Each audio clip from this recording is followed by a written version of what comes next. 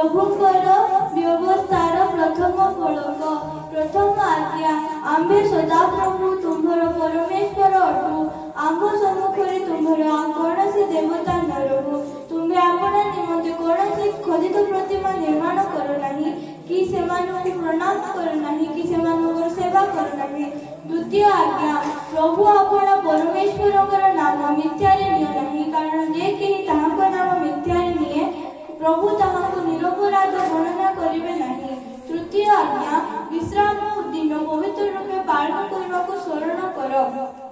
ଚତୁର୍ଥ ଆଜ୍ଞା, ଆପଣ ପିତାମାତାଙ୍କୁ ସମାଦର କର, ଯେହେତୁ ତୁମ୍ଭର ମଙ୍ଗଳ ହେବ ଓ ତୁମ୍ଭେ ପୃଥିବୀରେ ଦୀର୍ଘାୟୁ ହେବ। ପଞ୍ଚମ ଆଜ୍ଞା, ନର ହତ୍ୟା କର ନାହିଁ। ଷଷ୍ଠ ଆଜ୍ଞା, ବ୍ୟଭିଚାର କର ନାହିଁ। ନବମ ଆଜ୍ଞା, ସପ୍ତମ ଆଜ୍ଞା, ଚୋରି କର ନାହିଁ। ଅଷ୍ଟମ ଆଜ୍ଞା, ଆପଣ ପ୍ରତିବାସୀ ବିରୁଦ୍ଧରେ ମିଥ୍ୟା ସାକ୍ଷ୍ୟ ଦିଅ ନାହିଁ। ନବମ ଆଜ୍ଞା, ଆପଣ ପ୍ରତିବାସୀର ଗୃହକୁ ଲୋଭ କର ନାହିଁ। ଦଶମ ଆଜ୍ଞା, ଆପଣ ପ୍ରତିବାସୀର ଭାର୍ଯ୍ୟା କି ଦାସ କି ପଶୁ କି ଆପଣ ପ୍ରତିବାସୀର କୌଣସି ବସ୍ତୁକୁ ଲୋଭ